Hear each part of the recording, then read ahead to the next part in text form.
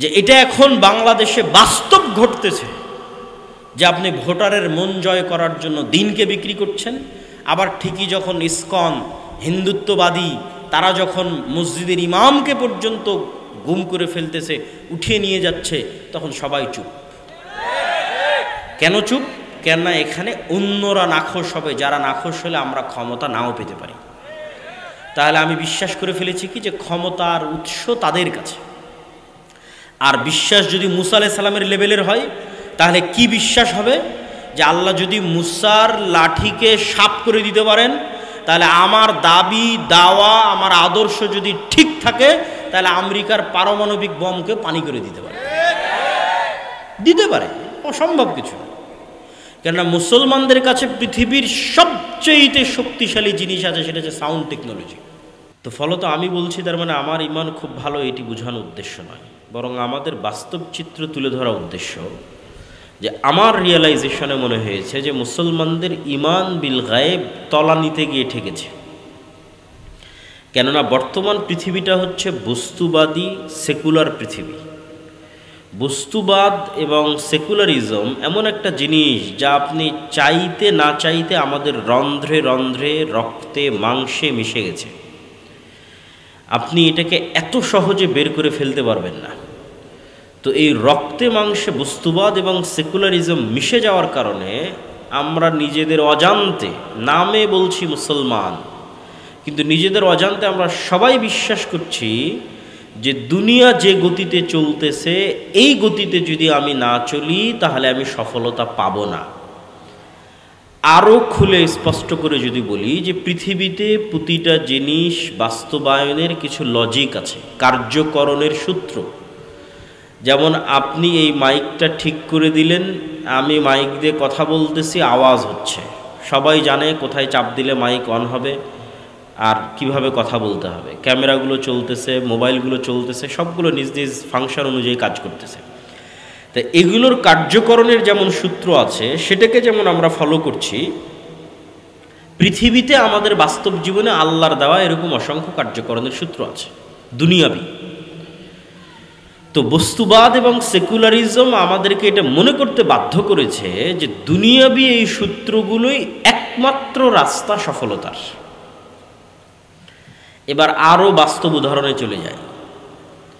ইসলামী দলগুলো মনে করছে যে দুনিয়াবি রাস্তা অনুযায়ী, দুনিয়াবি লজিক অনুযায়ী ভোট ছাড়া, গণতন্ত্র ছাড়া ইসলাম প্রতিষ্ঠার, ক্ষমতায় যাওয়ার আর কোনো রাস্তা নাই।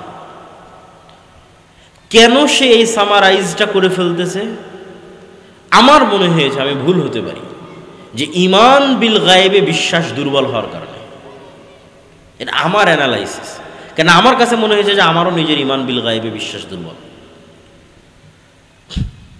এই জন্য ইমান বিল গায়েবের আলোচনার প্রয়োজন আছে। আমরা মুখে সবাই বলছি আমানতু বিল্লাহি ওয়া মালাইকাতিহি ওয়া কুতুবিহি ওয়া রুসুলিহি, আমরা ঈমান আনি আল্লাহর উপর, ঈমান আনি ফেরেশতার উপর, ঈমান আনি পরকালের উপর, কিন্তু বাস্তবে ইন রিয়েল লাইফ, প্রকৃত অর্থে আমরা আল্লাহকে চিনি না, আল্লাহর শক্তি সম্পর্কে জানি না, আল্লাহর উপর বিশ্বাস রাখি না, ফেরেশতাদেরকে চিনি না, ফেরেশতাদেরকে জানি না, ফেরেশতাদের উপর বিশ্বাস রাখি না, পরকাল বুঝি না, পরকালের উপর বিশ্বাস রাখি না। এবং আমি যখন আপনার সামনে একটা দুটো করে উদাহরণ দিয়ে তুলে ধরবো, তখন আপনি অনুভব করবেন যে হ্যাঁ, কথা সত্য, আমাদের ঈমান বিল গায়েব নাই। তো আমরা একটা পয়েন্টে আলোচনা করব আজকে, যদি সম্ভব হয় যতটুকু এই পয়েন্টটা টাচ করার, সেটা হচ্ছে আল ঈমান বিল মালাইকা, ফেরেশতাদের উপর বিশ্বাস। আর এই আলোচনার সাথে পরকালের আলোচনাও কিছুটা যুক্ত হবে। আল্লাহ সুবহানাহু ওয়া তাআলার উপর বিশ্বাসের আলোচনা আজকের আলোচনার বিষয়বস্তু নয়। তো ফেরেশতাদের উপর বিশ্বাস, সবাই মুখে বলছি যে আমরা ফেরেশতাদের উপর ঈমান আনি, কিন্তু বাস্তবে কেউ বিশ্বাস করে না যে ফেরেশতা আছে। বাস্তবে কেউ ইন রিয়েল লাইফ, প্রকৃত অর্থে যেভাবে সাহাবীরা ফেরেশতাদের ফিল করত, অনুভব করত, সেভাবে মুসলমানেরা ফিল করে না। ফলত আমরা মুখে ঈমানের স্বীকৃতি দিচ্ছি, কিন্তু বাস্তবে মুনাফিক অবস্থায় জীবনযাপন করছি। তো সাহাবায়ে কেরাম ফেরেশতাদের কিভাবে ফিল করতেন এবং ফেরেশতাদের উপর কিভাবে ঈমান রাখতেন সেটার কিছু উদাহরণ আমি আপনাদের সামনে তুলে ধরব। তার আগে ওই যে আয়াতগুলো তেলাওয়াত করছিলাম সূরা বাকারার, ওই আয়াতগুলোর ধারাবাহিকতায় শেষে আল্লাহ বলেছেন ওয়াবিল আখিরাতি হুম ইউকিনুন, আর মুত্তাকি তারা যারা পরকালের উপর ইয়াকিন রাখে। ইয়াকিন কি আর ঈমান কি? ইয়াকিন হচ্ছে, ধরেন আমরা সকলেই বিশ্বাস করি যে আগুন জ্বালিয়ে দিবে, আর একজন মানুষ আগুনে তার হাত জ্বলে গেছে, তো আমাদের ঈমান আছে যে আগুন জ্বালিয়ে দিবে, আর যার নিজের হাত আগুনে জ্বলে গেছে আর ইয়াকিন অর্জন হয়েছে যে আগুন জ্বালিয়ে দেয়। আজ থেকে 50-60 বছর আগে যখন ভিডিও অডিও ছিল না, তখনও মানুষ বিশ্বাস করত মক্কা আছে, কাবা আছে, গল্পে শুনত, অন্তরে কল্পনা করতো যে কাবা এরকম, মক্কা এরকম। তাহলে তার ঈমান আছে মক্কা এবং কাবার ওপর। আরেকজন পানি জাহাজ দিয়ে হজ করে মক্কা এবং কাবা দেখে এসেছে, ওর ইয়াকিন আছে মক্কা এবং কাবার ওপর। তো আল্লাহ সুবহানাহু ওয়া তাআলা বলছেন গায়েবের বিষয়গুলোর উপর তোমাদের ইয়াকিন দরকার। দেখোনি কিন্তু বিশ্বাস এমন যেন দেখেছো, বিশ্বাস এমন পর্যায়ের যেন তোমরা পরকাল দেখে এসেছো, কবরের আযাব দেখে এসেছো, জান্নাত এবং জাহান্নাম দেখে এসেছো।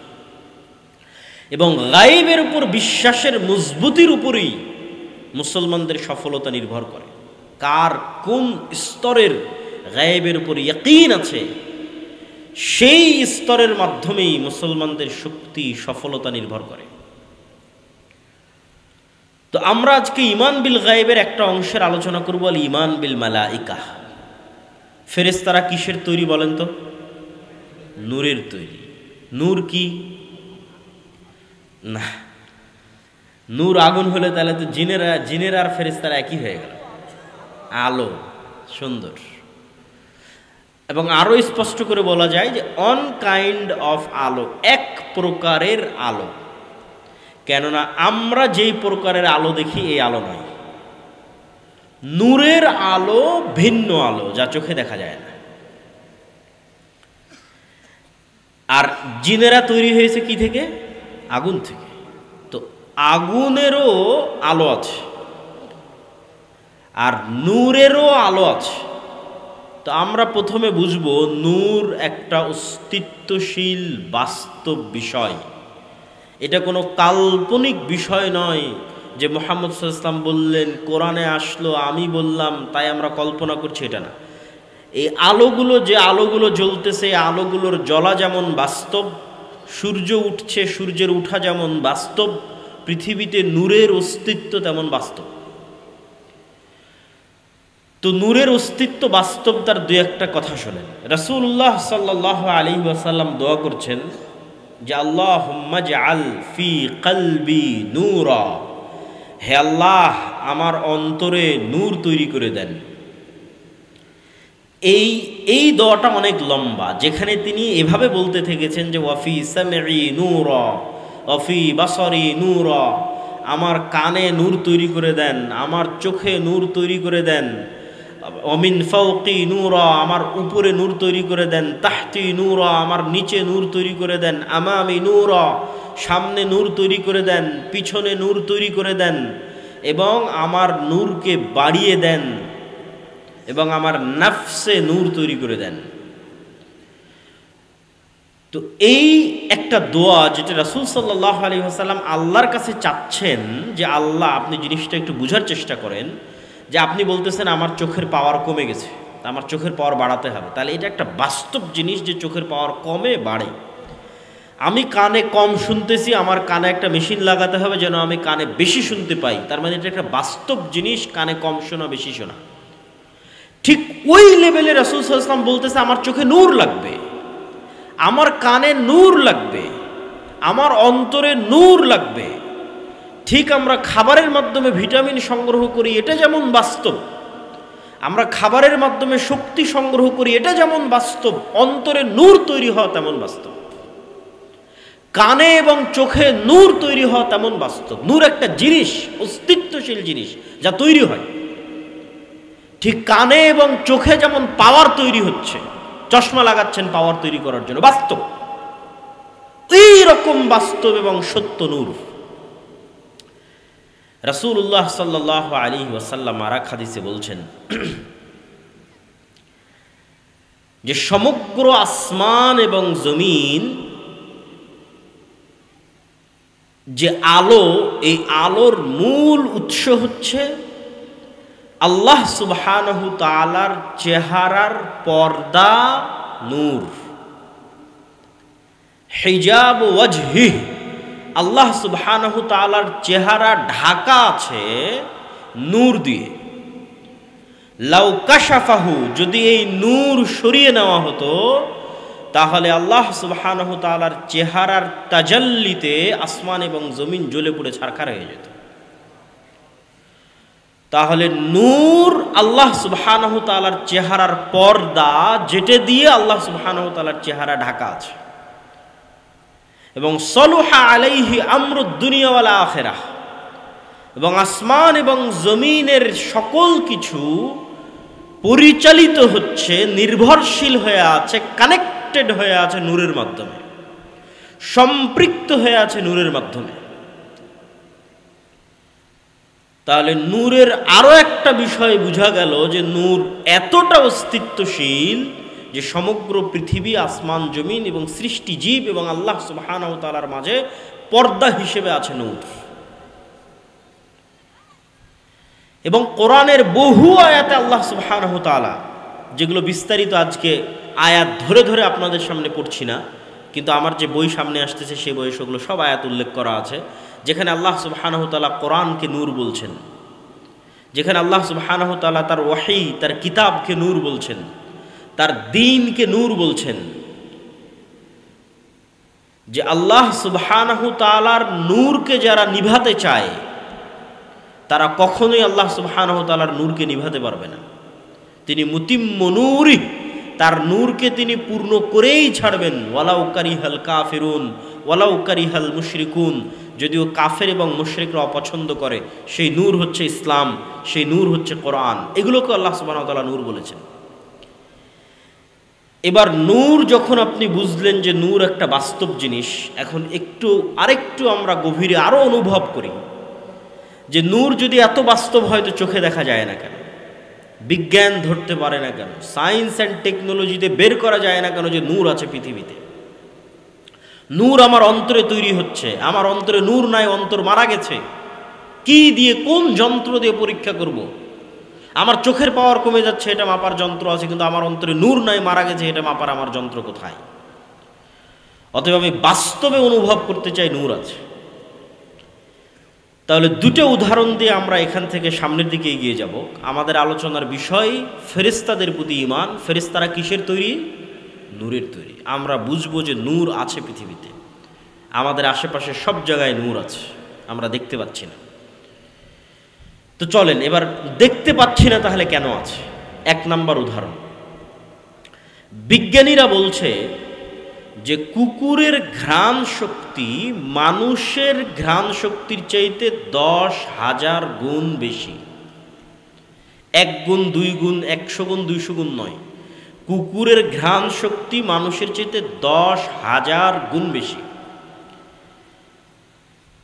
আমরা আপনাকে যেভাবে দেখছি, আপনারা আমাকে যেভাবে দেখছেন, আমাদের পাশে থাকা আর একটা সৃষ্টিজীব কুকুর আমাদের সেভাবে দেখে না। আরো খুলে বলি, আগে যখন সাদা কালো টিভি ছিল তখন একটা মানুষের চেহারা যেমন দেখা যেত, রঙিন টিভিতে সেই চেহারা ভিন্ন দেখা যায়।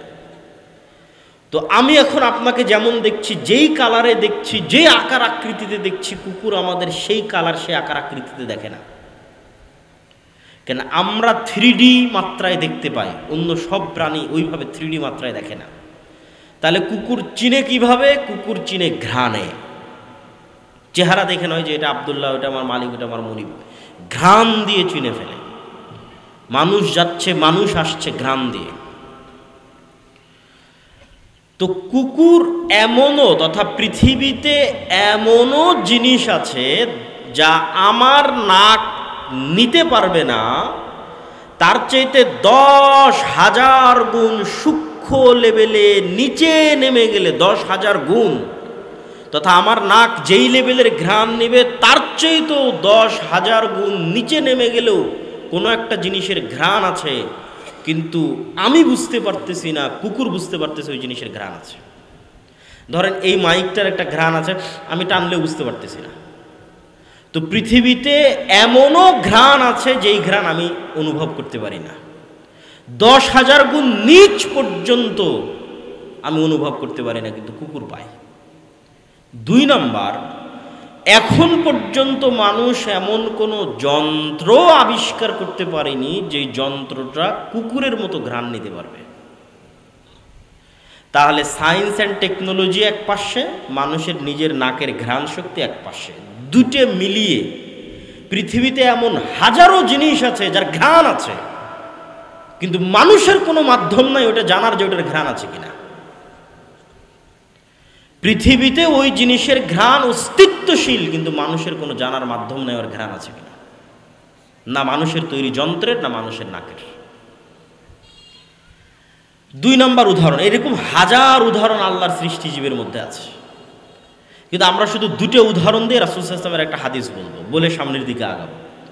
2 নম্বর উদাহরণ হচ্ছে, মানুষ যেই লেভেলের শুনে তার চাইতে সূক্ষ্ম লেভেলে, কয়েক শতগুণ সূক্ষ্ম লেভেলে হাতি শুনতে পায়। তথা পৃথিবীতে এমনও আওয়াজ আছে যে আওয়াজ আমরা শুনতে পাই না, আমাদের তৈরি করা কোনো যন্ত্রও শুনতে পায় না, অথচ আওয়াজ আছে। আওয়াজ নাই, আমি শুনতে পাচ্ছি না, তার মানে আওয়াজ নাই, এটা ডাহা মিথ্যা কথা। আমি নাক দিয়ে ঘ্রাণ নিতে পারতেছি না, তার মানে এই জিনিসটার কোনো ঘ্রাণ নাই, এটা মিথ্যা কথা। আমি শুনতে পাচ্ছি না, এই জন্য কবরে আযাব হচ্ছে না, এটা মিথ্যা কথা। কবরে আযাব হচ্ছে, কিন্তু ওই আওয়াজের যেই সূক্ষ্মতা, ওই সূক্ষ্মতা ধারণ করার মতো শক্তি আমার কানের নাই, পৃথিবীর কোনো যন্ত্রেরও নাই। কিন্তু কিছু কিছু প্রাণীকে আল্লাহ ওই সূক্ষ্মতা দিয়েছে। এবার চলে রাসূল সাল্লাল্লাহু আলাইহি ওয়াসাল্লামের হাদিসে। রাসূল সাল্লাল্লাহু আলাইহি ওয়াসাল্লামের হাদিস বলছে যে ফেরেশতাদের নূর যেই লেভেলের আলো, যেই প্রকারের আলো, আর জিন এবং শয়তানের আগুন যেই লেভেলের আলো, ওই লেভেলের আলো মানুষের যেমন দেখার সক্ষমতা নাই, মানুষের তৈরি করা যন্ত্রের যেমন ধারণ করার সক্ষমতা নাই, কিন্তু আল্লাহর তৈরি করা কিছু সৃষ্টিজীবের আছে। রাসূল সাল্লাল্লাহু আলাইহি ওয়াসাল্লাম বলে দিয়েছেন যে জিন শয়তানের লেভেলের আলো দেখার সক্ষমতা কুকুরের আছে, আর ফেরেশতা লেভেলের আলো, নূর লেভেলের আলো দেখার সক্ষমতা মোরগের আছে। তাহলে নূর পৃথিবীতে অস্তিত্বশীল না অস্তিত্বশীল নয়? বলেন, নূর পৃথিবীতে আছে না নাই? আমাদের আশেপাশে এখন আছে না নাই? আছে। আমি বুঝতে পারছি না, দেখতে পাচ্ছি না, তার মানে না, এটা ভুয়া কথা। অসংখ্য জিনিস এরকম যেটা আমরা পাই না। তারপরে এটা শেষ উদাহরণ, নূর প্রমাণ করতে গিয়ে শেষ উদাহরণ। যদিও এটা ওই উদাহরণ নয় যে যন্ত্র ধরতে পারতেছে না, যন্ত্র ধরতে পারছে, কিন্তু আমরা চোখে দেখি না। সেটা কি? সেটা হচ্ছে আপনি রিমোট দিয়ে এসি অন করতেছেন, ওই রিমোট থেকে একটা আলো বের হয়ে এসিতে গিয়ে লাগতেছে, আলো দিয়ে এসি অন হচ্ছে, আলোতে এসি অফ হচ্ছে। ওই আলো আপনি দেখেন না, কিন্তু যন্ত্র ওই আলো ধারণ করে, আলোর ওয়েভ। আমার বক্তব্য লাইভ চলতেছে, এইটা আলোর মাধ্যমে যাচ্ছে। আমেরিকায় বসে আলোর ওয়েভের মধ্যে দেখতে পাচ্ছে আমেরিকায় বসে আমার বক্তব্যের লাইভ, এবং আমার আওয়াজ আলোর ওয়েভের মধ্যে দিয়ে মোবাইলে আমেরিকা এবং লন্ডনে চলে যাচ্ছে সাথে সাথে।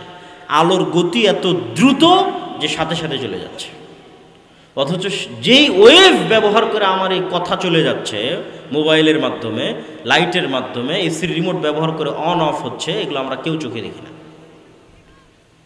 কিন্তু আছে। এই আলো অস্তিত্বশীল, এই ওয়েভ অস্তিত্বশীল।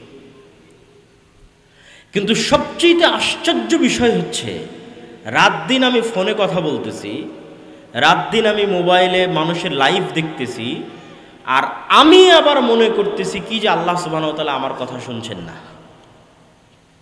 এটা হলো সবচেয়ে আশ্চর্যের, যে আমার এখানে বলা কথা আমেরিকায় বসে মানুষ শুনতে পারতেছে মানুষের তৈরি করা যন্ত্র দিয়ে সাথে সাথে, আর আমার কথা আল্লাহ শুনছেন না। অথচ যেই ওয়েভ ব্যবহার করে মানুষ শুনতেছে, এই আলোর মধ্যে এই ওয়েভ, এই কথা ধারণ করার ক্ষমতা কে দিয়েছে? আল্লাহ দিয়েছে।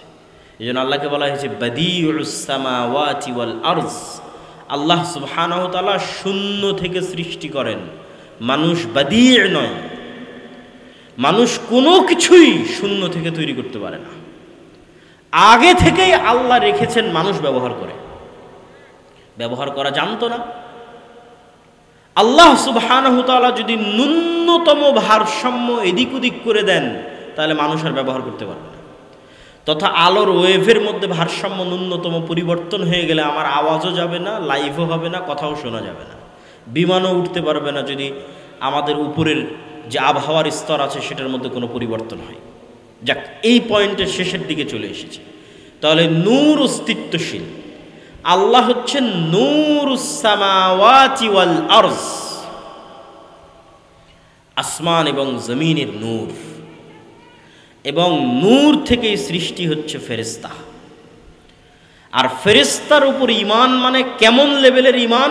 এবার আসেন রাসূল সাল্লাল্লাহু আলাইহি ওয়াসাল্লামের যুগের কিছু উদাহরণ। রাসূল সাল্লাল্লাহু আলাইহি ওয়াসাল্লামের যুগের কিছু উদাহরণ। এক ব্যক্তি এক রাস্তা দিয়ে অতিক্রম করতেছে, সে মেঘ থেকে আওয়াজ শুনল যে উমুকের জমিতে পানি বর্ষণ করো। সহিহ হাদিস। মেঘ সেখানে চলে গেল, বৃষ্টি বর্ষণ হলো। ওই বৃষ্টি এবং পানির নালা ধরে সেই ব্যক্তি এগিয়ে গিয়ে ওই ব্যক্তিকে জিজ্ঞেস করছে, ভাই তোমার নাম কি? তো সে যে নাম বলছে ওই নাম সে মেঘে শুনেছে। 2 নম্বর হাদিস, রাসূলুল্লাহ সাল্লাল্লাহু আলাইহি ওয়াসাল্লাম খন্দকের যুদ্ধ শেষ করে ঘরে ঢুকেছেন এবং গোসল করেছেন। আয়েশা রাদিয়াল্লাহু তাআলা আনহা বলছেন, তো জিবরাইল এসে রাসূল সাল্লাল্লাহু আলাইহি ওয়াসাল্লামকে বলছে যে আপনি অস্ত্র রেখে দিয়েছেন, আমরা অস্ত্র রাখিনি। কেন? তোমরা কেন অস্ত্র রাখনি? তো বলে, খন্দকের যুদ্ধের সময় মদিনার মধ্যে অবস্থান করা বানু কোরাইজা, বানু কায়নুকা, বানু নাজির 3টা ইহুদি গোত্র আল্লাহর নবীর সাথে গাদ্দারি করেছে। এদেরকে মদিনা থেকে বের করে দিতে হবে, শাস্তি দিতে হবে, এই জন্য আমরা অস্ত্র রাখিনি। আপনি এবং আপনার সাহাবীরা অস্ত্র নিয়ে রওনা দেন। এবার আনাস রাদিয়াল্লাহু তাআলা আনহু বলছে, আল্লাহর নবীর নির্দেশে আমরা পুনরায় বানু কোরাইজা, বানু কায়নুকা, বানু নাজির গোত্রের দিকে রওনা দেওয়া শুরু করলাম। তো আমরা দেখছি আমাদের পৌঁছার আগেই ইহুদি গোত্রের অলিগলিতে ধুলা উঠতেছে। তো কিসের ধুলা? আমাদের আগেই জিব্রাইলের বাহিনী, ঘোড় সওয়ার জিব্রাইলের বাহিনী সেখানে পৌঁছে যাওয়ায় জিব্রাইলের বাহিনীর পদাঘাতে ধুলা উঠতেছে। বলেন আল্লাহু আকবার। আনাস রাদিয়াল্লাহু তাআলা আনহু বলতেছে, উহুদের যুদ্ধে হানজালা রাদিয়াল্লাহু তাআলা আনহু নামে একজন সাহাবী মারা গেছে, শহীদ হয়েছে। তিনি বাসর ঘর থেকে বের হয়ে গিয়ে শহীদ হয়েছে। তার স্ত্রীর দেওয়া সংবাদের কারণে সাহাবীরা চাচ্ছে তাকে গোসল দিবে। রাসূল সাল্লাল্লাহু আলাইহি ওয়াসাল্লাম বলছেন, তাগসিলুহুল মালায়েকা, হানজালাকে গোসল দেওয়ার দরকার নাই, ফেরেশতারা অলরেডি তাকে গোসল দিয়ে দিয়েছে। বদরের যুদ্ধে আব্দুর রহমান বিন আউফ রাদিয়াল্লাহু তাআলা আনহু বলছেন যে আমার 2 পাশে 2 জন ব্যক্তি ঘোড়ায় যুদ্ধ করতেছে, সাদা ধবধবে কাপড় পরিধান করে, যাদেরকে মদিনাতে আমি আগে কোনো দিন দেখিনি, পরে কোনো দিন দেখিনি। রাসূল সাল্লাল্লাহু আলাইহি ওয়াসাল্লামকে গিয়ে যখন আমি জানালাম এই ঘটনা, আল্লাহর নবী বললেন তারা 2 জন ছিল জিবরাইল এবং মিকাইল। আমি যতগুলো হাদিস বলছি সব সহিহ হাদিস, বেশিরভাগই বুখারী মুসলিমের হাদিস। উহুদের যুদ্ধে রাসূল সাল্লাল্লাহু আলাইহি ওয়াসাল্লামের এক সাহাবী একজন মুশরিককে তাড়া করতেছে। তাড়া করতে গিয়ে সে একটা অদৃশ্য আওয়াজ শুনলো, আকদিম হাইজুম, দ্রুত এগিয়ে চলো হে হাইজুম।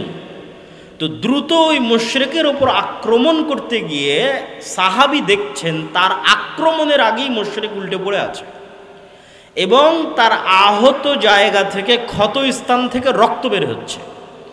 এই ঘটনা সাহাবী রাসূলুল্লাহ সাল্লাল্লাহু আলাইহি ওয়াসাল্লামকে শোনালেন। আল্লাহর নবী বললেন এটি ছিল 3য় আসমান থেকে আসা ফেরেশতা। আল্লাহু আকবার। ফেরেশতাদের ঘটনা রাসূল সাল্লাল্লাহু আলাইহি সাল্লামের জীবদ্দশায় সাহাবীদের বাস্তবে চোখে দেখা অসংখ্য, অগণিত, বলতে বলতে শেষ করা যাবে না, এত বেশি। আর এগুলো শুধু হাদিস থেকে নয়, স্বয়ং আল্লাহ সুবহানাহু ওয়া তাআলা পবিত্র কোরআনের সূরা আলে ইমরানে, সূরা নেসায় আল্লাহর নবীর সহযোগিতায় বদরে, উহুদে, খন্দকে, হুনাইনে 1000, 3000, 5000 করে ফেরেশতা তিনি অবতীর্ণ করেছেন।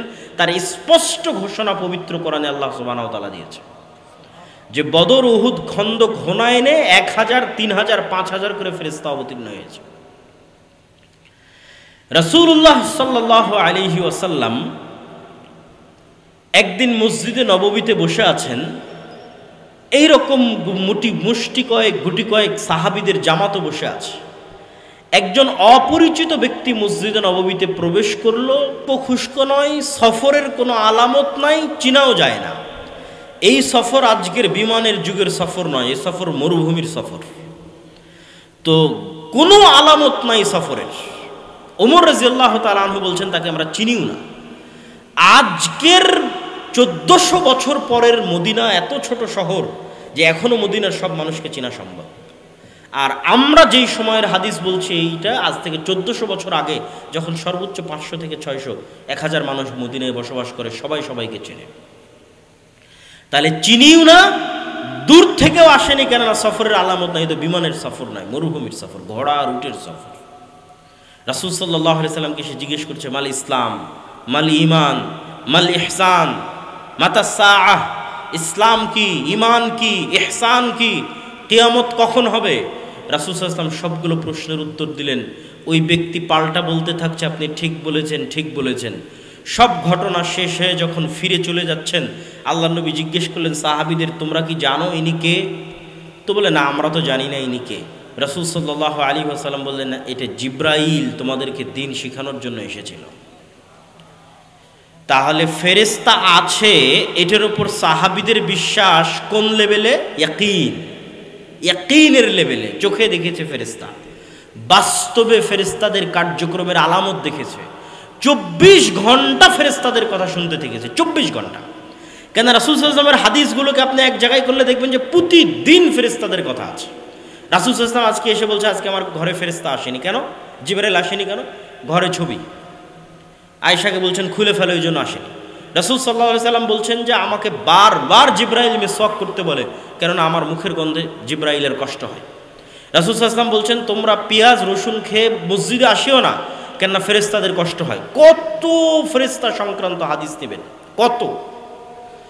সাহাবীদের চোখের সামনে এবং রাসূল সাল্লাল্লাহু আলাইহি ওয়াসাল্লামের বর্ণনায় ফেরেশতাদের উপস্থিতি 24 ঘন্টা। এখনই জিবরাইল এসেছিল, এখনই আয়াত অবতীর্ণ হলো, এই আয়াত জিবরাইল দিয়ে গেল, তোমরা এটা মুখস্থ করো। এবং যখন জিবরাইল আসতো তখন রাসূল সাল্লাল্লাহু আলাইহি সাল্লামের চেহারা, অবস্থা সবকিছু পরিবর্তন হয়ে যেত এবং ঘেমে কম্পমান অবস্থা তৈরি হতো। এগুলো সব সাহাবীরা স্বচক্ষে দেখতেন। তাহলে তাদের বিশ্বাস যে ফেরেশতা আছে সেটা কোন লেভেলের? আর আমার আর আপনার বিশ্বাস যে আমাদের দুই কাঁধে ফেরেশতা আছে, লিখছে আমাদের আমলনামা, সেটা কোন লেভেলের? ফেরেশতা আমাদের সাহায্য করতে পারে, সেটা কোন লেভেলের? খালিদ বিন ওয়ালিদ যখন যুদ্ধের জন্য রওনা দিতেন তখন দুনিয়াবি অস্ত্রের উপর ভরসা থাকতো না আল্লাহর শক্তি সামর্থ্য? বদরে দেখেছে ফেরেশতা এসে সহযোগিতা করে, উহুদে দেখেছে ফেরেশতা এসে সহযোগিতা করে, খন্দকে দেখেছে ফেরেশতা এসে সহযোগিতা করে। তাহলে আর ঈমান কোন লেভেলের যে আমি যদি হকের উপর থাকি ফেরেশতা আসবেই? কিন্তু আমার ঈমানই নাই, তাহলে তো ভোটের মাধ্যমে ক্ষমতায় যেতে হবে। বুঝেননি? ঈমান, আল ঈমান বিল গায়ব নাই। আর কোরআনে বলা আছে সমগ্র বাংলাদেশের ক্ষমতা অর্জনের কথা নয়, সারা পৃথিবীর ক্ষমতা অর্জন করা সম্ভব। সারা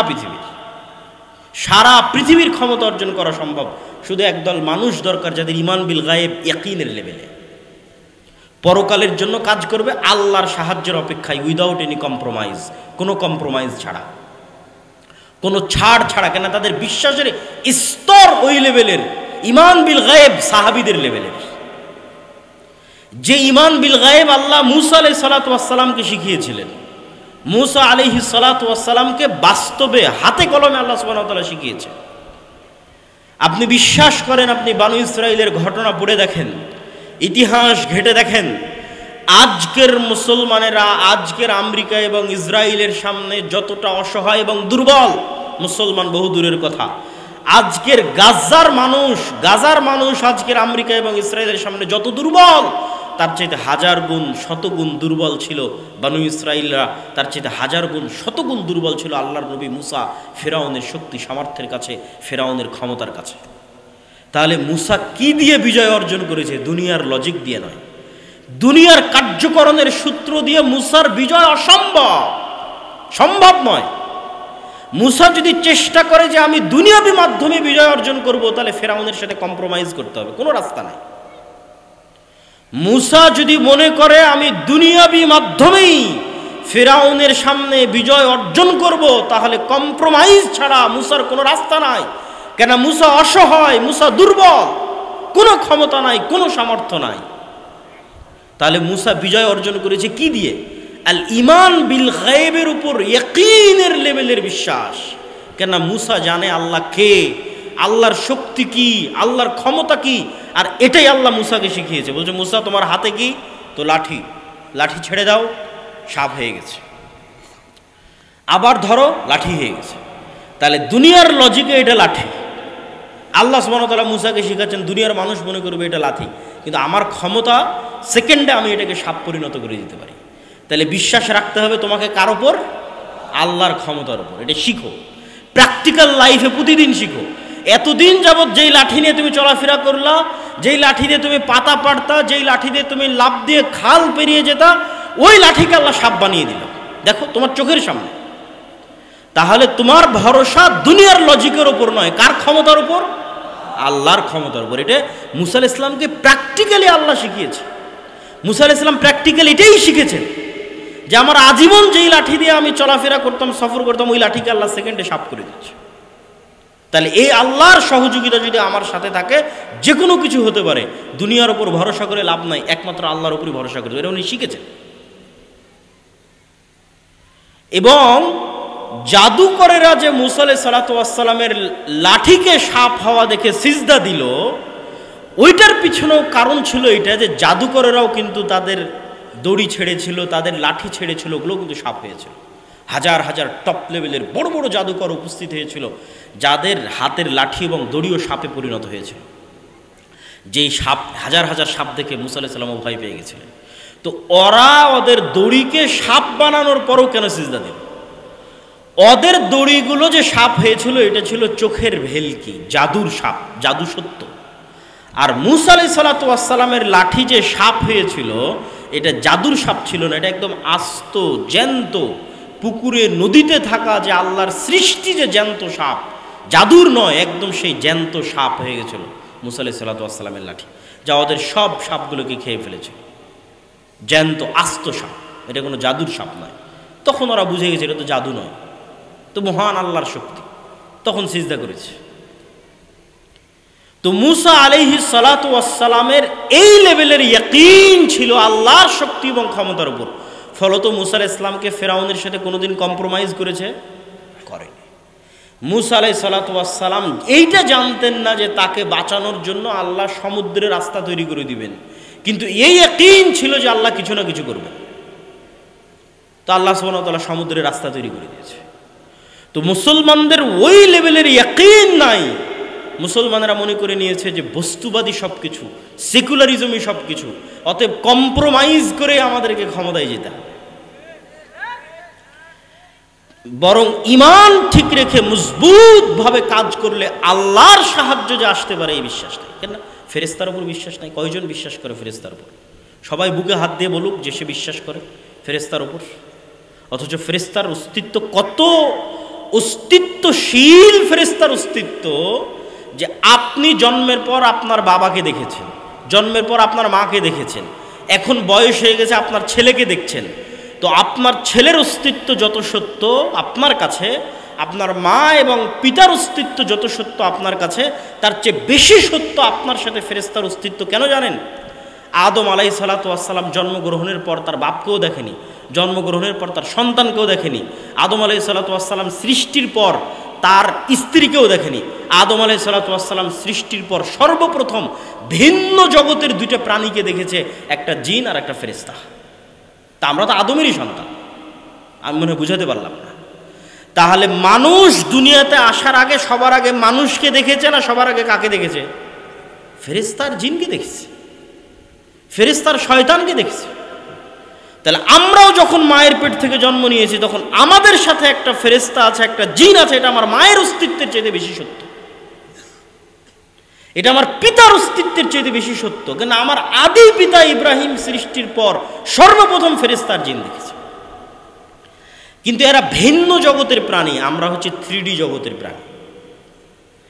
আমাদের নিম্ন জগতের প্রাণী আছে, 2D জগতের প্রাণী, ওরা আমাদের মতো দেখে না। যেটা আমি বললাম, কুকুর আমাকে আমার মতো দেখে না, সাপ আমাকে আমার মতো দেখে না।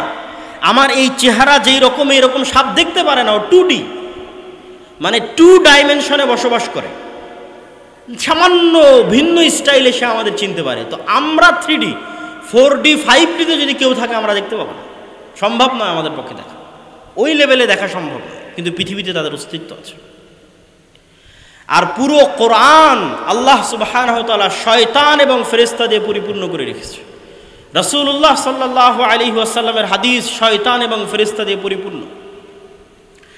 আপনারাও আপনাদের বাস্তব জীবনে পরীক্ষা করে দেখেন যে আমাদের বন্ধুত্ব কার সাথে বেশি? আমাদের বন্ধুত্ব শয়তানের সাথে বেশি, আমাদের বন্ধুত্ব ফেরেশতাদের সাথে নাই। অথচ আমাদের সাথে 2 জন বন্ধু সব সময় আছে। বাস্তবে যদি একদম রিয়াল প্র্যাকটিক্যাল লাইফে যদি আপনি শয়তান আর ফেরেশতার অস্তিত্ব বুঝতে চান, তাহলে 2টা পরীক্ষা করতে পারেন। আপনাকে 2টা পরীক্ষা দিলাম করার জন্য, যেই 2টা পরীক্ষা বাস্তবে পরীক্ষা করার মাধ্যমে আপনি দেখবেন যে হ্যাঁ পৃথিবীতে শয়তানের অস্তিত্ব আছে, বাস্তবে পরীক্ষা করে দেখবেন যে হ্যাঁ পৃথিবীতে ফেরেশতার অস্তিত্ব আছে, এবং আপনার মা বাবার অস্তিত্বের চাইতে বেশি সত্য। সেই 2টা পরীক্ষা কি? চলেন 1 নাম্বার শয়তানের পরীক্ষা দেখি, যে আমরা বাস্তবে টেস্ট করব যে শয়তান আছে। কোনো একদিন খুব শক্ত নিয়ত নিয়ে, দীর্ঘ প্রস্তুতি নিয়ে 2 রাকাত সালাত আদায় করবেন, অজু করে সুন্দর জামা গায়ে দিয়ে নির্জন ঘরে। যেই 2 রাকাত সালাতে সর্বোচ্চ চেষ্টা করবেন যেন আল্লাহর কথা ছাড়া আর কোনো কথা মনে না পড়ে। যেই সর্বোচ্চ চেষ্টা সম্ভব আপনার দ্বারা, সেই সর্বোচ্চ চেষ্টা করবেন। ওই সর্বোচ্চ চেষ্টার স্তরে গিয়ে যখন আপনি হাত বুকে বেঁধে দাঁড়াবেন সালাতের জন্য, খুব শক্ত নিয়ত নিয়ে যে আজকের 2 রাকাত সালাতে আল্লাহর কথা ছাড়া আর কোনো কথা মনে আসবে না। আপনি এত সজাগ থাকার পরও, জেগে থাকার পর, আপনি জেগে আছেন, সজাগ আছেন, সিদ্ধান্ত নিয়ে আছেন যে আল্লাহর কথাই মনে থাকবে, তারপরও দেখবেন 5 সেকেন্ডের মধ্যেই আপনার দুনিয়ার চিন্তা শুরু হয়ে গেছে। এবং 5-10 সেকেন্ড চলার পর হঠাৎ করে আপনার মনে হচ্ছে, আরে আজকের সালাত তো আমি সিদ্ধান্ত নিয়ে শুরু করেছিলাম যে দুনিয়ার কথা মনে করব না, কীভাবে মনে পড়ে গেল? তাহলে আপনার শরীরের মধ্যে একটা আপার লেভেলের মেশিন আছে, অনেক উন্নত প্রযুক্তির মেশিন। এইটা এই মোবাইল নয়, কেন এই মোবাইল দিয়ে মানুষের সাথে মানুষের যোগাযোগ হয়, এর চাইতে কত হাজার লক্ষ কোটি গুণ ডেভেলপড মেশিন মানুষের শরীরের মধ্যে রাখা আছে, যেটা সায়েন্সের টেকনোলজির পক্ষে ধরা সম্ভব নয়। ওই মেশিন কেন এত আপার লেভেলের? ওই মেশিন শুধু মানুষের সাথে যোগাযোগ তৈরি করে না, ওই মেশিন ভিন্ন জগতের 2টা প্রাণীর সাথে যোগাযোগ তৈরি করে, শয়তান এবং ফেরেশতার সাথে যোগাযোগ তৈরি করে। সেটা হচ্ছে মানুষের কলব, সেটা মানুষের মন, সেটা মানুষের হৃদয়, সেটা মানুষের নফস, সেটা মানুষের রূহ। এটা অস্তিত্বশীল। আপনার নিজের এত চেষ্টা থাকার পরও আপনার অন্তরকে টান দিয়ে নিয়ে চলে যাবে। রাসূল সাল্লাল্লাহু আলাইহি ওয়াসাল্লামের হাদিসের ইবারত, ইখতালিসুহু শয়তান, ইখতিলাসুন ইখতালিসুহু শয়তান। সালাতে দাঁড়ালে মানুষের অন্তরকে শয়তান এভাবে ছিনিয়ে নেয়। এটা তো আপার লেভেলের মেশিন, এর সাথে 2 জগতের 2 প্রাণীর যোগাযোগ আছে, ফেরেশতার যোগাযোগ আছে, শয়তানের যোগাযোগ আছে। বাস্তবে পরীক্ষা করে দেখবেন যে আপনার কন্ট্রোলের বাইরে যায় কিনা, আপনি কন্ট্রোলে রাখতে পারেন কিনা, তখন বুঝবেন যে না, শয়তানের অস্তিত্ব আছে। এবার ফেরেশতার অস্তিত্ব কেমনি বুঝবেন? প্র্যাকটিক্যাল লাইফে চেষ্টা করে যে ফেরেশতার অস্তিত্ব বুঝতে চাই। ফজরের সালাতে ঘুম থেকে ওঠার জন্য কত মোবাইলের অ্যালার্ম দিচ্ছেন, তাই না? এবার আপনাকে আমি দেখাবো ফেরেশতা আপনাকে ঘুম থেকে উঠিয়ে দেবে ফজরের সালাতে, ফেরেশতার অস্তিত্ব প্রমাণের জন্য। ফেরেশতা আপনাকে ফজরের সালাতে ঘুম থেকে উঠিয়ে দেবে। দুবাইয়ের যদি বিমানের টিকিট থাকে বা যদি ট্রেন থাকে ঢাকা রাজশাহী সিলেটের উদ্দেশ্যে সকাল 6টায়, তাহলে যেই রকম শক্ত নিয়াত থাকে যে কালকে ট্রেন মিস দেওয়া যাবে না, অথবা এসএসসি এইচএসসির পরীক্ষা থাকলে যেমন শক্ত নিয়াত থাকে সকাল 8টায় পরীক্ষা আছে মিস দেওয়া যাবে না, ওর চাইতে আরও মজবুত নিয়াতের যদি কোনো জায়গা থাকে তাহলে সেই লেভেলের মজবুত নিয়াত করেন যে কালকে ফজরের সালাতে উঠতে হবে। আমি যদি বুঝাতে না পারি সেটা আমার ব্যর্থতা। তথা বিমান ধরার লেভেলের যেই নিয়াত, ট্রেন ধরার লেভেলের যেই নিয়াত, পরীক্ষার হলের পরীক্ষা ধরার যেই লেভেলের নিয়াত, তার চাইতেও যদি বেশি লেভেলের কারো নিয়াত করার সক্ষমতা থাকে তাহলে সে নিয়াত করুক যে কাল সকালে ফজরে উঠতে হবে। কোনো অ্যালার্ম দেওয়ার দরকার নাই, কোনো মানুষকে বলার দরকার নাই যে আমাকে ফজরে ঘুম থেকে উঠিয়ে দিও, কোনো বাবা মা বন্ধু বান্ধব কাউকে বলার দরকার নেই। কেন? পৃথিবীতে তো আল্লাহর ফেরেশতা আছে। আপনি কেন বিশ্বাস করেন না যে পৃথিবীতে আল্লাহর ফেরেশতা আছে? আল্লাহর ফেরেশতা আছে। 24 ঘন্টা মুমিন বান্দাদের সহযোগিতা করার জন্য আল্লাহর ফেরেশতা আছে 24 ঘন্টা। আপনি শক্ত নিয়ত করে ঘুমিয়ে যান, আপনাকে ঘুম থেকে উঠিয়ে দেওয়ার জন্য আপনার কাঁধের পাশে ফেরেশতা বসে আছে, ও তো উঠিয়ে দিবে। কিভাবে উঠিয়ে দিবে সেটা ফেরেশতার দায়িত্ব। আপনি পরীক্ষা করে দেখেন কেমনে আপনাকে ফেরেশতা উঠিয়ে দেয়, তার জন্য কিভাবে পরিবেশ তৈরি করবে সেটাও ফেরেশতার দায়িত্ব। এরা নূর।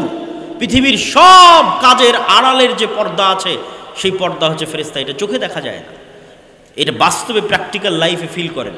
আপনাকে ঘুম থেকে উঠানোর জন্য এখন আপনার বাচ্চাকে কাঁদাবে, আপনাকে ঘুম থেকে উঠানোর জন্য এখন বিদ্যুৎ চলে যাবে, আপনাকে ঘুম থেকে উঠানোর জন্য জোরে ঝাপটা বাতাস এসে আপনার বাড়িতে লাগবে, আপনাকে ঘুম থেকে উঠানোর জন্য কোথাও আপনাকে মশা কামড় দিবে, কি আপনাকে ঘুম থেকে উঠানোর জন্য সরাসরি এতদিন কোনোদিন ফজরের আজান আপনার কানে যেত না, আজকে ফজরের আজান আপনার কান দিয়ে ঢুকে একদম হৃদয়ে গিয়ে লাগাবে, সেটা করার জন্য আল্লাহর ফেরেশতা আছে।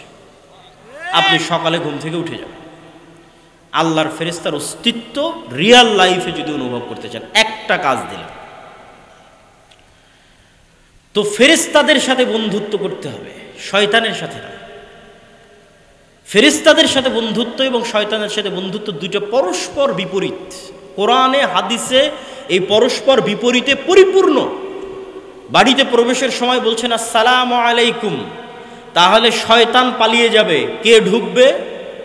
ফেরেশতা ঢুকবে। একটা আর একটার বিপরীত। যেখানে শয়তান আছে ওখানে ফেরেশতা নাই, যেখানে ফেরেশতা আছে ওখানে শয়তান নাই। খাওয়ার সময় বিসমিল্লাহ বলবেন না, তাহলে কে খাবে?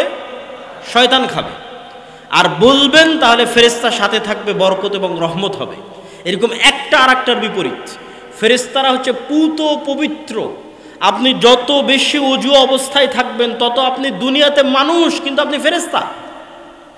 মানে আপনি ফেরেশতার লেভেলে পৌঁছে যাচ্ছেন দুনিয়াতে মানুষ হিসেবে থেকে। কেননা সব জায়গায় নূর তৈরি হচ্ছে, আমল নূর তৈরি করে। এই নূর কিয়ামতের মাঠে দেখা যাবে, কবরে দেখা যাবে।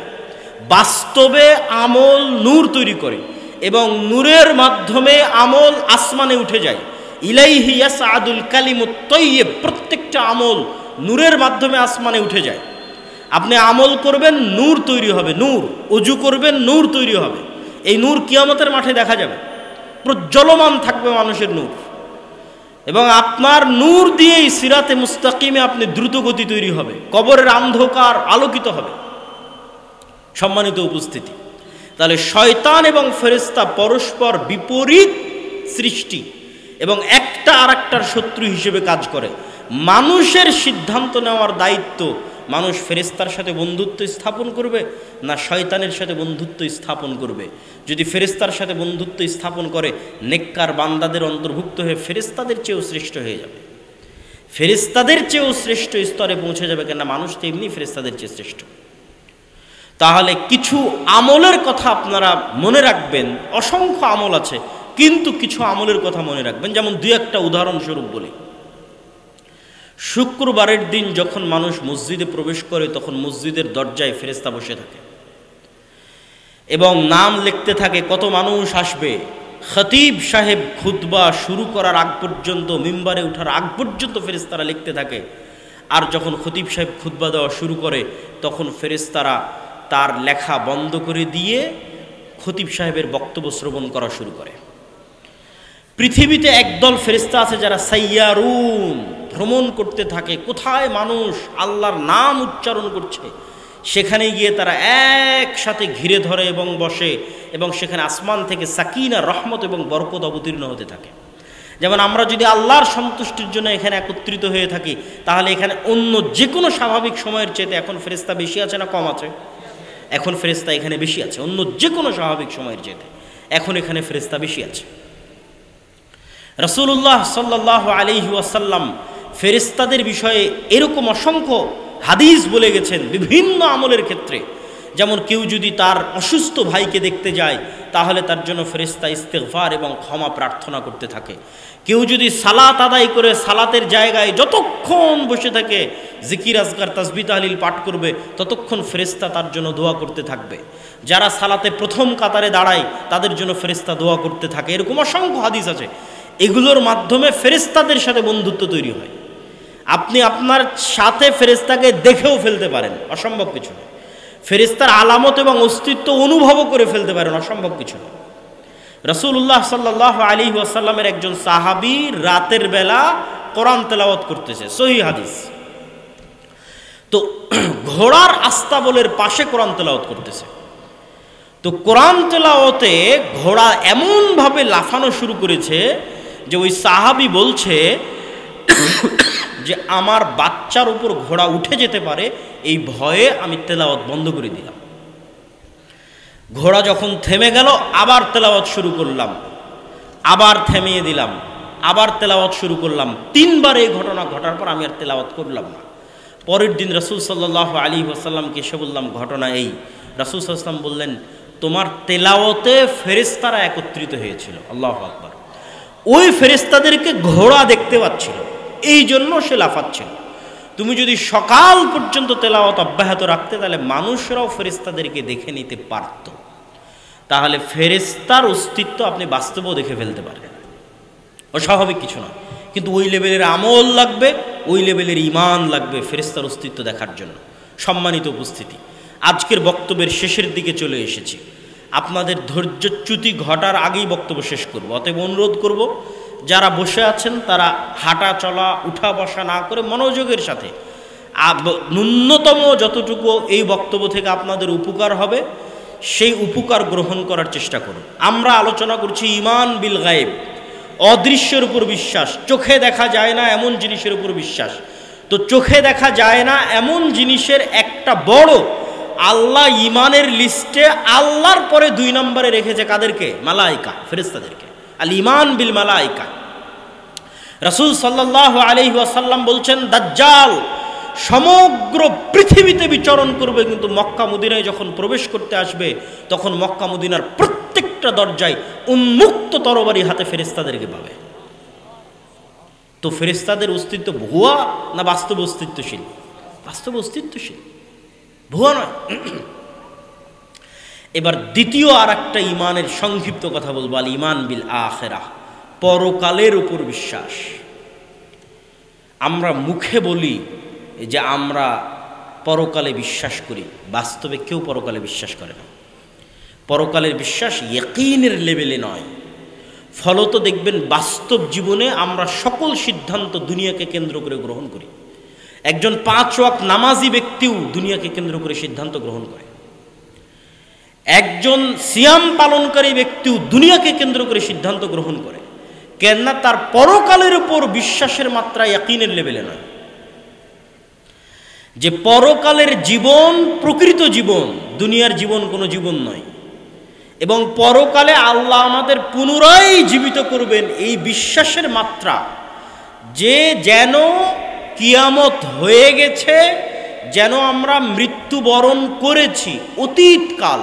আল্লাহ সুবহানাহু ওয়া তাআলা কোরআন মাজিদে কিয়ামতের কথা বলতে গিয়ে বহু জায়গায় অতীতকালের কথা বলেছে, যে কিয়ামত সংঘটিত হয়ে গেছে, হবে এটা না। আব্দুল্লাহ বিন আব্দুর রাজ্জাক আজকের প্রোগ্রামে আসবে এটা সন্দেহযুক্ত। নাও আসতে পারি, নাও আসতে পারতাম, কিন্তু এখন আব্দুল্লাহ বিন আব্দুর রাজ্জাক এই প্রোগ্রামে এসে গেছে, এটা সন্দেহ না, এটা নিশ্চিত, নিশ্চিত। তো আল্লাহ বলছেন তোমরা বিশ্বাস করো। মানুষ কিন্তু বিশ্বাস করে এই লেভেলে, আমি মনে হয় মারা যাব। সবাই তো মরছে, আমিও মারা যেতে পারি, হয়তো কিয়ামত হবে, হয়তো জান্নাত এবং জাহান্নামে যাব। এই লেভেলের বিশ্বাস করলে আপনি কোনোদিন সঠিক সিদ্ধান্ত নিতে পারবেন না। আপনার বিশ্বাসের লেভেল নিয়ে যেতে হবে, মুসলমানদের বিশ্বাসের লেভেল নিয়ে যেতে হবে যে মৃত্যু হয়ে গেছে, আমি মারা গেছি। এটা কল্পনা করা কঠিন কিছু নয়। দেখেন আজকে 2025 সাল, আমরা এখানে যদি গড়ে 20, 30, 40 বছরের মানুষ বসে থাকি, তাহলে 2100 সালে 2099 সালে আমরা কেউ পৃথিবীতে নাই, কেউ নাই। তাহলে এখন পৃথিবীতে 2100 সাল চলতেছে, আমরা সবাই পৃথিবী থেকে বিদায় নিয়েছি। অন্তত এখানে যতজন উপস্থিত আছে কেউ নাই পৃথিবীতে, সবাই পৃথিবী থেকে বিদায় নিয়েছে অতীতকাল। এবং কিয়ামত সংঘটিত হয়ে গেছে, হবে, এটা আবার কি হয়ে গেছে সংঘটিত। কবর এবং কিয়ামতের মাঠের বিচার সব সম্পূর্ণ হয়ে গেছে। এখন আমরা জান্নাতে অথবা জাহান্নামে আছি। জাহান্নামের কথা বাদ দিলাম, আল্লাহ আমাদের জাহান্নাম থেকে হেফাজত করুক, আল্লাহুম্মা আমিন। মনে করেন জান্নাতি আছে। এখন জান্নাতের সর্বনিম্ন স্তর যেটা আল্লাহ সুবহানাহু তাআলা ধরেন আমাদেরকে জান্নাতের সর্বনিম্ন স্তরে দিয়েছে। এখন জান্নাতের সর্বনিম্ন স্তরই ধরেন গোটা আসমান এবং জমিনের সমান। আল্লাহু আকবার। তো জান্নাতের সর্বনিম্ন স্তরে গিয়ে জান্নাতীর আফসোস, জান্নাতের সর্বনিম্ন স্তরে গিয়ে জান্নাতীর আফসোস। পৃথিবীতে আপনি যদি স্তরের পার্থক্য বুঝতে চান, কিভাবে বুঝবেন? যখন ট্রেনে সফর করেন, AC seat, AC berth, non AC, আর একদম স্ট্যান্ডিং টিকিট, দাঁড়ানো, কোনো সিটি নাই। এটা হলো স্তর। একজন টিকিট নিয়েছে দাঁড়িয়ে যাবে, একজন টিকিট নিয়েছে বসে যাবে কিন্তু নন এসি, একজন টিকিট নিয়েছে বসে যাবে কিন্তু এসি, আর একজন টিকিট নিয়েছে শুয়ে যাবে, এসি বার্থ। স্তরভেদ। আপনাদের এখানে পুরো গ্রামে অসংখ্য বাড়ি আছে, কোনো বাড়িতে ফ্যান আছে, কোনো বাড়িতে এসি আছে, কোনো বাড়িতে ফ্যানও নাই, এসিও নাই, কারেন্টও নাই। কোনো বাড়ি মাটির, কোনো বাড়ি পাকা, কারো বাড়ি বড়, কারো বাড়ি ছোট, কারো বাড়িতে টয়লেট আছে, হাই কোমোট, লো কোমোট, অসংখ্য স্তরভেদ। তো দুনিয়ার স্তরভেদের চাইতে জান্নাতের স্তরভেদের পার্থক্য এত বেশি হবে যে জান্নাতের স্তরভেদের কারণে জান্নাতীদের মধ্যে যে আফসোস তৈরি হবে তার একটা স্তরভেদ বলি, সেটা হচ্ছে আল্লাহ সুবহানাহু তাআলার দর্শন।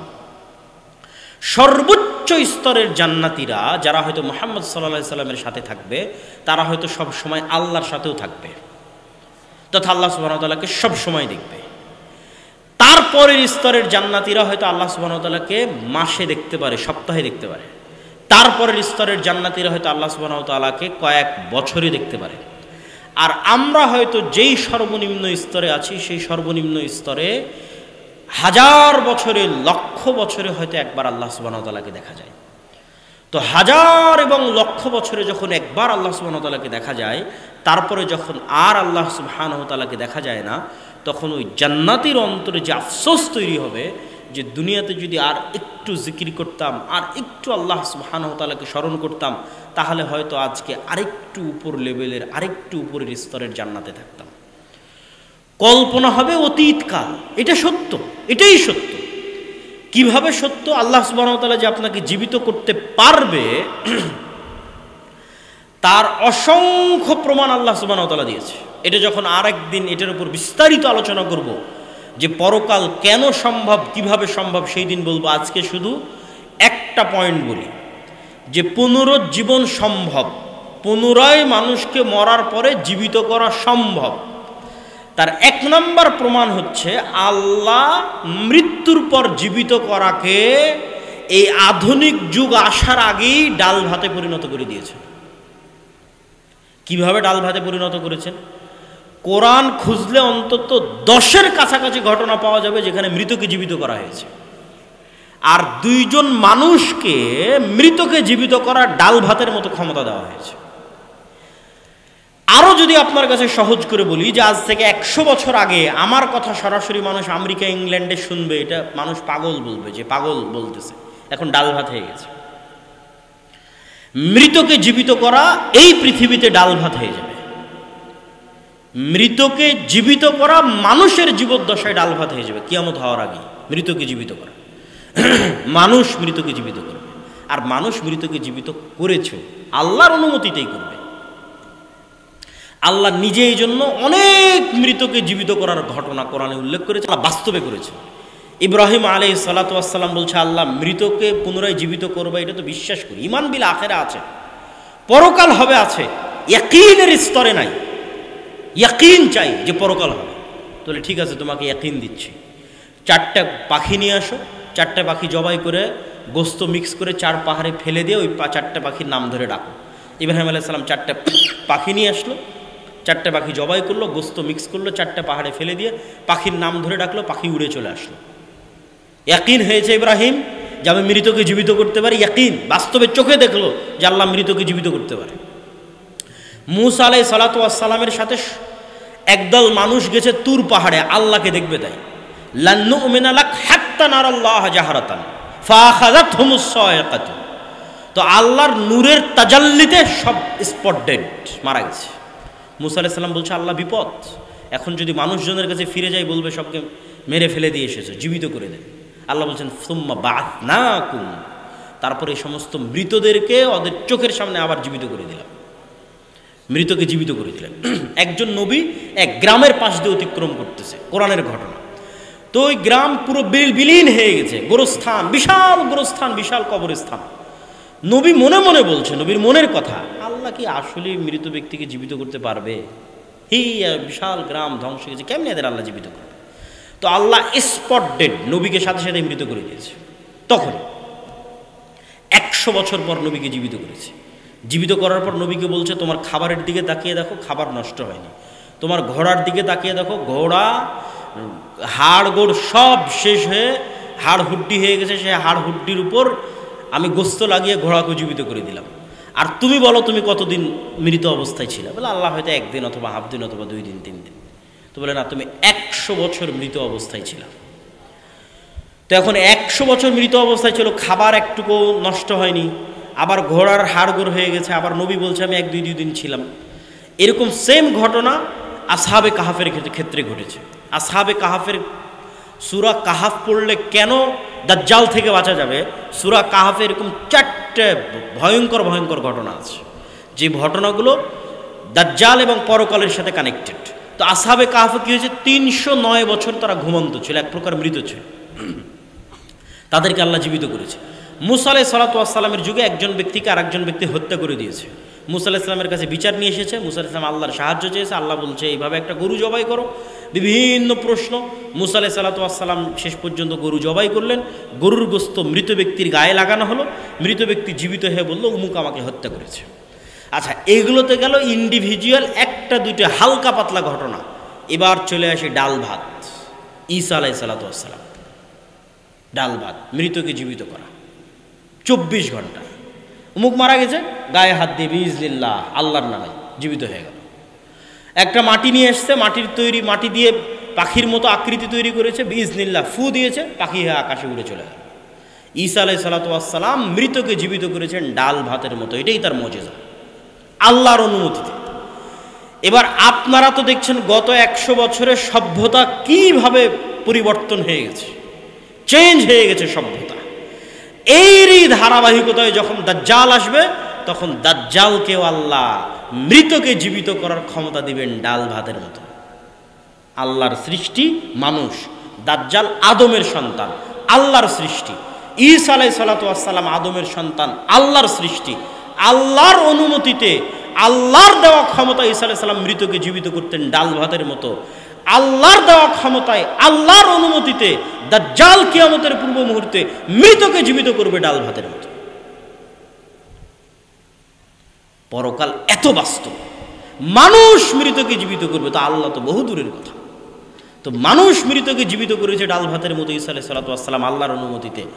মানুষ মৃতকে জীবিত করবে দাজ্জাল আল্লাহর অনুমতিতে, অতি দ্রুত, অতি নিকটে। এই আসলো বলে, এই হলো বলে মানুষকে ডাক দিয়ে বলবে তোমার বাপ দাদা 14 গোষ্ঠী সব মৃতকে জীবিত করে দিই কবর থেকে। তো বলে দেন, সব মৃতকে কবর থেকে জীবিত করে দিবে। এটা বাস্তব সহিহ হাদিস। আপনার মৃত দাদা জীবিত অবস্থায় উঠে আসবে, আপনার মৃত পিতা জীবিত অবস্থায় উঠে আসবে। দাজ্জাল বলবে এবার বলো আমার উপর ঈমান আনবা কিনা। কি ভয়ঙ্কর ফিতনা! পৃথিবীর যেটা সবচেয়ে বড় অসম্ভব, সেটা আল্লাহ ডাল ভাত করে দিবেন, সেটা হচ্ছে মৃতকে জীবিত করা। তারপরেও যদি মানুষ বিশ্বাস না করে যে না হ্যাঁ মৃতকে জীবিত করা সম্ভব, তাহলে আর কিছু করার নাই। আর অসংখ্য দলিল এবং যুক্তি আল্লাহ সুবহানাহু ওয়া তাআলা পবিত্র কোরআন মাজিদে তুলে ধরেছে। তাহলে আলোচনার সারমর্ম সামারিতে ফিরে আসে। যখন একদল মানুষের চিন্তা হবে পরকালমুখী, যে মরেই তো গেছি, তাহলে দুনিয়াবি সফলতার মানদণ্ড নিয়ে চিন্তা হবে না যে কি এমপি আমি যদি এটা না করি, এখন দুর্গাপূজার মন্দিরে গিয়ে যদি পাহারা না দিই, তাহলে মানুষ তো আমাকে ভোট দিবে না। কেননা চিন্তা কি দুনিয়াবি, চিন্তাটা কি বলেন তো দুনিয়াবি। যখন ঈমান বিল গায়ব ইয়াকিনের স্তরে, যে আল্লাহর ফেরেশতা তো আমার সাথে আছে, দুনিয়া তো কিছুই নয়, পরকাল বাস্তব, যখন শুধু এই দুইটা আকীদা এবং বিশ্বাস ইয়াকিনের লেভেলে চলে যাবে, তখন মানুষ অন্তত আর দিনকে বিক্রি করবে না। না হলে দেখবেন যে এটা এখন বাংলাদেশে বাস্তব ঘটতেছে, যে আপনি ভোটারের মন জয় করার জন্য দিনকে বিক্রি করছেন, আবার ঠিকই যখন ইসকন হিন্দুত্ববাদী তারা যখন মসজিদের ইমামকে পর্যন্ত গুম করে ফেলতেছে, উঠিয়ে নিয়ে যাচ্ছে, তখন সবাই চুপ। কেন চুপ? কেননা এখানে অন্যরা নাখোশ হবে, যারা নাখোশ হলে আমরা ক্ষমতা নাও পেতে পারি। তাহলে আমি বিশ্বাস করে ফেলেছি কি যে ক্ষমতার উৎস তাদের কাছে। আর বিশ্বাস যদি মুসা আলাইহিস সালামের লেভেলের হয়, তাহলে কি বিশ্বাস হবে? যে আল্লাহ যদি মুসার লাঠিকে সাপ করে দিতে পারেন, তাহলে আমার দাবি দাওয়া আমার আদর্শ যদি ঠিক থাকে, তাহলে আমেরিকার পারমাণবিক বোমকে পানি করে দিতে পারে। অসম্ভব কিছু। কেননা মুসলমানদের কাছে পৃথিবীর সবচেয়ে শক্তিশালী জিনিস আছে, সেটা হচ্ছে সাউন্ড টেকনোলজি। এইটা এখনকার বিজ্ঞান এখন পর্যন্ত আবিষ্কার করতে পারেনি, করাও সম্ভব না। সাউন্ড টেকনোলজির কিছু জ্ঞান, ওমা উতীতু মিনাল ইলমি ইল্লা কালিলা, কিছু জ্ঞান আল্লাহ সুলাইমান আলাইহিস সালামকে দিয়েছিলেন। সাউন্ড টেকনোলজি কি কঠিন কিছু না। এই মাইকেরও কথা বুঝার ক্ষমতা আছে, মাইকের জীবন আছে, হায়াত আছে, সে কথা বুঝে। পৃথিবীর প্রত্যেকটা জিনিসের কথা বুঝার ক্ষমতা আছে। আমরা জানি না কি বললে সে বুঝবে। সুলাইমান আলাইহিস সালামকে আল্লাহ শিখাইছিলেন যে গরুকে কি বললে গরু বুঝবে, আর গরু কি বলছে তুমি কেমনে বুঝবা। পিঁপড়া কি বলছে ওইটা তুমি কেমনে বুঝবা, আর তুমি কি বললে পিঁপড়া কেমনে বুঝবে। পাখি কি বলছে তুমি কেমনে বুঝবা, আর তোমার কথা পাখি কেমনে বুঝবে। এই কথা আল্লাহ কাকে দিয়েছিলেন? এই জ্ঞান সুলাইমানকে দিয়েছিলেন। সাউন্ড টেকনোলজির কিছু জ্ঞান আল্লাহ সুলাইমানকে দিয়েছিলেন। সাউন্ড টেকনোলজি কি আরো সারমর্ম করি, আল্লাহ সুবহানাহু ওয়া তাআলা সারা পৃথিবী সৃষ্টি করেছেন কুন ফায়াকুন, সব সৃষ্টি করেন আল্লাহ, হাও হয়ে যাও, আওয়াজ দিয়ে। আওয়াজ পৃথিবীর সবচেয়ে পাওয়ারফুল জিনিস হচ্ছে আওয়াজ। আর সমগ্র পৃথিবী আল্লাহ ধ্বংস করে দিবেন আওয়াজ দিয়ে। ইসরাফিল যখন বাঁশিতে ফু দিবে তখন আওয়াজ বের হবে, এই মাইকটাও ওই আওয়াজটা বুঝতে পারবে, এই আকাশ ওই আওয়াজ বুঝতে পারবে, এই সূর্য ওই আওয়াজ বুঝতে পারবে। আওয়াজ বুঝে সূর্য ভেঙে পড়ে যাবে, আকাশ আওয়াজ বুঝে ভেঙে পড়ে যাবে, আওয়াজে ভেঙে চূর্ণ বিচূর্ণ হয়ে যাবে। আওয়াজ হচ্ছে পৃথিবীতে সবচেয়ে পাওয়ারফুল। আর এখন পৃথিবীতে সবচেয়ে পাওয়ারফুল হচ্ছে ওয়েভ, লাইট, আলো। ওই ইরানের বিজ্ঞানীদের হত্যা করা হয়েছে, তারপরে কাতারে হামাসের নেতাদের হত্যা করা হয়েছে শুধু মোবাইল বিস্ফোরণের মাধ্যমে, তথা ইসরায়েল থেকে এমন টপ টেকনোলজির ওয়েভ নির্গত করা হয়েছে, এই মোবাইল সেই ওয়েভটা বুঝে, আমার মোবাইলও বুঝে। ওই ওয়েভ রিসিভ করা মাত্র এই মোবাইল বিস্ফোরণ হয়ে যাবে, ওয়েভ রিসিভ করা মাত্র বুঝে। তাহলে ওয়েভ যেমন এই মোবাইল রিসিভ করতে পারে, এই মোবাইল আওয়াজও বুঝে, সে আওয়াজ আমি জানি না। এই জন্য রাসূল সাল্লাল্লাহু আলাইহি ওয়াসাল্লাম বলছেন, কিয়ামতের পূর্ব মুহূর্তে মুসলমানদের আল্লাহু আকবার আওয়াজে প্রাচীর পড়ে যাবে, আওয়াজে প্রাচীর পড়ে যাবে। আওয়াজ সবচেয়ে মোস্ট পাওয়ারফুল। এই জন্য কোরআন আওয়াজ। কোরআন কার আওয়াজ বলেন তো? আল্লাহর আওয়াজ। আল্লাহ সুবহানাহু ওয়া তাআলার কথার আওয়াজ আছে, সাউন্ড অফ আল্লাহ। আল্লাহ সুবহানাহু ওয়া তাআলার আওয়াজ হচ্ছে কোরআন। তাহলে পৃথিবীর সবচেয়ে শক্তিশালী টেকনোলজি মুসলমানদের কাছে আছে, কিন্তু ওইটার উপর ঈমান ইয়াকিন মুসলমানদের নাই। তখন মুসলমানেরা কম্প্রোমাইজ করতেছে। এই কম্প্রোমাইজের রাস্তা দিয়ে কোনোদিন দিন প্রতিষ্ঠা হবে না। আল্লাহর জমিনে আল্লাহর ঈমান বিল গায়বের উপর ইয়াকিনের মাধ্যমে, কোরআনের প্রত্যেকটা আয়াতের উপর ইয়াকিনের মাধ্যমে বিজয় অর্জন হবে। তাতে শক্তিশালী ব্যক্তি ফেরাউনের চেয়েও যদি শক্তিশালী হয়। আল্লাহ সুবহানাহু ওয়া তাআলা আমাদের কবুল করুক, আল্লাহুম্মা আমিন। আমাদের ঈমানকে আল্লাহ সুবহানাহু ওয়া তাআলা মজবুত করে দিক, আল্লাহুম্মা আমিন। ওয়া আখিরু দাওয়ানা আনিল হামদুলিল্লাহি রাব্বিল আলামিন। আসসালামু আলাইকুম ওয়া রাহমাতুল্লাহি ওয়া বারাকাতুহু।